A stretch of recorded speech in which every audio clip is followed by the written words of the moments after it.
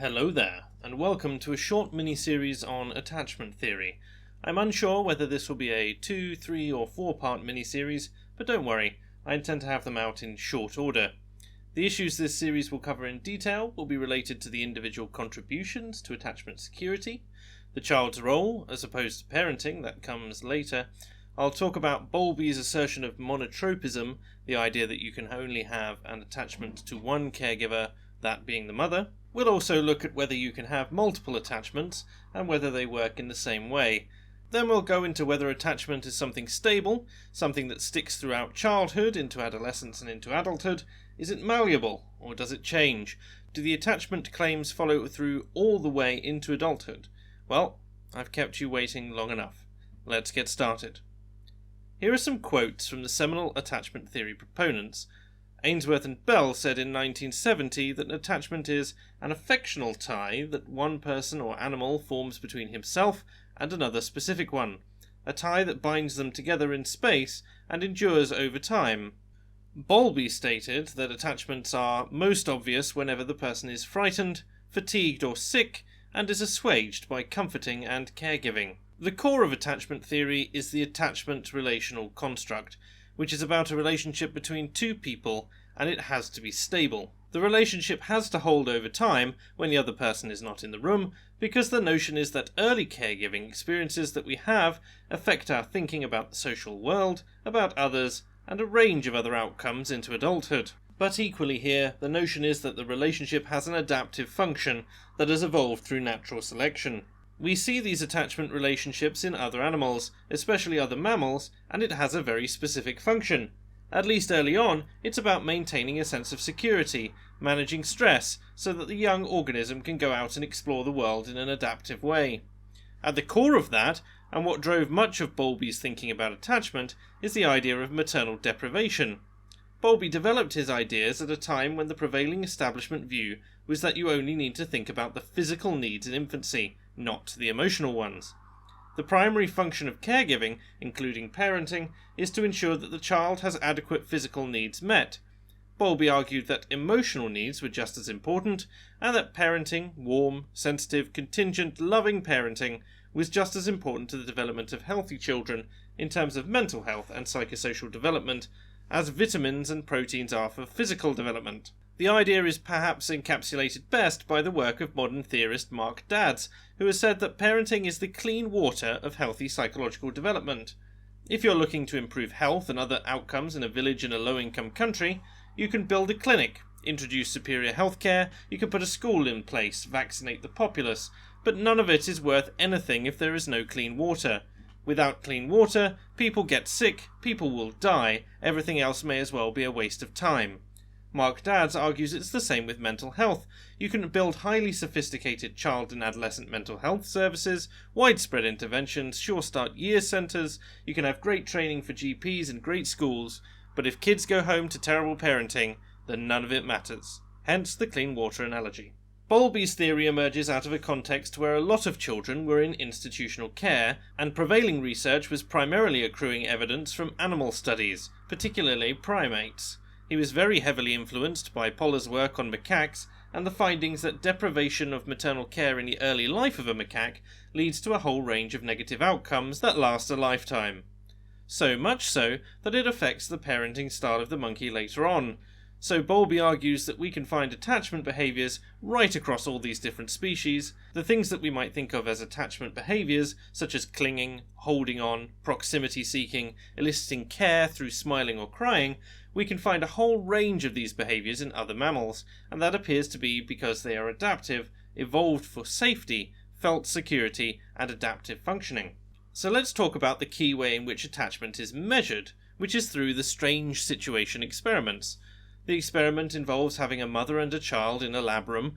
They are both allowed to explore the room as much as they like, and the cameras are already rolling. Behaviours are being coded. Researchers are looking at the child's tendency to explore, how far they travel from their mother. A stranger then enters the room and approaches the baby, at which point the mother leaves, and that's the critical moment of the experiment, seeing what the baby does as the mother leaves. How does it react?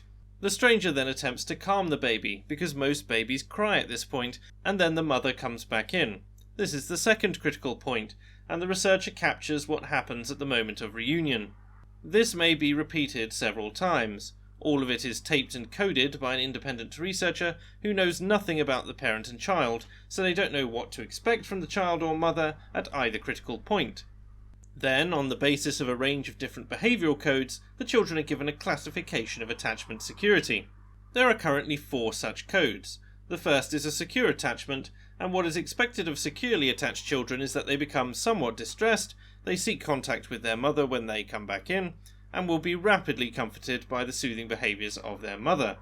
Meanwhile, there are 3 classes of insecure attachment. Insecure avoidant children are not fazed by the disappearance of their mother, and they're not fazed by being alone with a stranger. They may avoid the mother when she returns, or not be interested in her, and if they are upset, they seem to be just as easily comforted by the stranger as they are by their mother, whereas securely attached children don't want anything to do with the stranger, they want their mother back.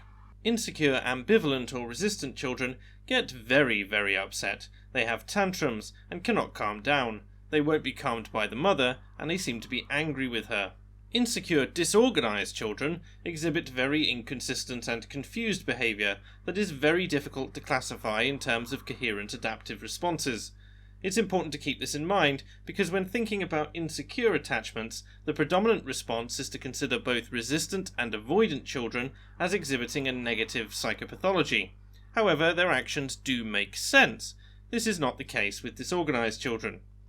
From this experiment, the vast majority of attachment theory research has developed to look at these classifications, what they predict, and their stability over time.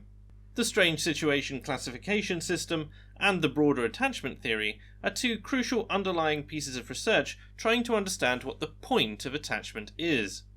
There are 2 key proposals as to the purpose of attachment, although neither is mutually exclusive, as both may hold a function that is important at different periods of time, or perhaps concurrently. Bowlby proposed the notion of a secure base, and Hess proposed what might be called the internal working model, the idea that attachment provides a template for the child to think about social relationships and to develop their personality. Don't worry, we'll go into this in greater depth now. The easiest way to understand Bowlby's secure base is to consider attachment like a thermostat. Essentially, it is a regulatory mechanism in the child, much like a thermostat in a house. When the house is too cold, the thermostat turns on, and when it's too hot, it switches off again. For the child, when things are too stressful, the attachment thermostat switches on and elicits attachment behaviours which drive the child to seek proximity to their caregiver and attempt to be looked after.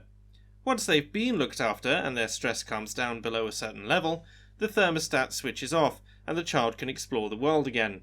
This is not about being safe, but it is about feeling safe, and Bowlby argued that this is critical to a child's development because it allows them to go out and engage with the unknown, potentially stressful experiences, and things they can learn from, but they can only do that if they have somewhere, or in this case someone, that they can retreat to when it gets too much. The other proposal, which is arguably more important about thinking about how and whether attachment drives a range of different outcomes, is the notion of the internal working model. Originally proposed by Hess, most research comes from Mary Main, and it argues that what happens to us when we are little kids, our experiences of caregiving, we internally represent them. They become ideas about what caregiving is like, and ideas of what other people are like, and we develop an internal model on the basis of that. This is very driven by how consistent or inconsistent the type of caregiving we receive is, as well as the type of caregiving. If we are consistently looked after, we develop the idea that other people are generally positive, have good motives, want better things for us, and this drives our own behaviour. We predict what others will do before they do it, and we develop expectations about other people and how they should be like, and we apply these expectations to ourselves as well. If we have the experience of not being looked after, we model the social world very differently, and will expect a different set of expectations, mainly based on hostility. You may be asking, if you're looked after very poorly and you become too hostile to function, by the same logic, if you are looked after too well, might you expect that everybody will be nice to you when some people really aren't? There is no research that I'm aware of that demonstrates this latter outcome. However, some does show that some children fail to bond with anyone, but this results in them being happy to go away with anyone too. This is very rare, but it is a part of insecure avoidant attachment disorder. It is associated with severe abuse and neglect, most clearly represented in some children who were rescued from a Romanian orphanage and were adopted in the UK. In those children, if they spent too long in the orphanage before they were adopted, a large number of them develop this type of attachment disorder where they don't bond with anyone, but they'll trust anybody. These children are currently being followed up, they must be in their 30s or 40s now, and there are lots of different psychopathologies associated with their experiences, partly related to attachment. If you're interested, you can try looking up the Bucharest Early Intervention Project. So, we develop rules and expectations about other people. These rules drive our interpretation of people in ambiguous situations as well. They might be acting in a positive or a negative way, but it's unclear why, and the rules that we develop through the internal working model may well drive our assumptions about these actions. Attachment theory supposes that all these drives come from a child's own experiences of caregiving. Speaking of which, for insecurely attached kids, the expectation is that they have had negative parenting, and there are assumptions made based on the type of insecure attachment. Insecure avoidant children are said to have had neglectful parenting. They've learned that their needs won't be met by their parent, so what they start to do is say to themselves, I need to look after myself, my parents aren't going to do that, and we see a mixture of self-reliance but also social isolation. Insecure resistant kids are said to have had inconsistent parenting, so that they never quite know when they're going to receive the care they need. When they are upset, they try to elicit this care by crying or other attachment behaviours and develop a pattern of engaging in these behaviours over and over again because they aren't sure what to expect. As they grow older, they hold to this pattern and don't know what to expect from others. They're more likely to be clingy and needy, and this is in order to elicit attachment-like behaviours from important people in their lives as they go along. Insecure disorganised kids have had scary parenting. This results in a pattern of behaviour that is fundamentally disorganised. The parents are highly unpredictable. This might be violence, however it is also associated with personality disorders in the parent, or with traumatised parents. These children don't know what to do with their caregivers. They try to elicit caregiving behaviours, but on the other hand they fear their caregiver. As previously mentioned, attachment theory would argue that these early experiences become internalised into different types of attachment classifications, and these drive behaviour. There is plenty of research that supports the idea that these early experiences match the expectations of the classifications defined by the strange situation experiments. Avoidant kids tend to be mistrustful, more isolated loners.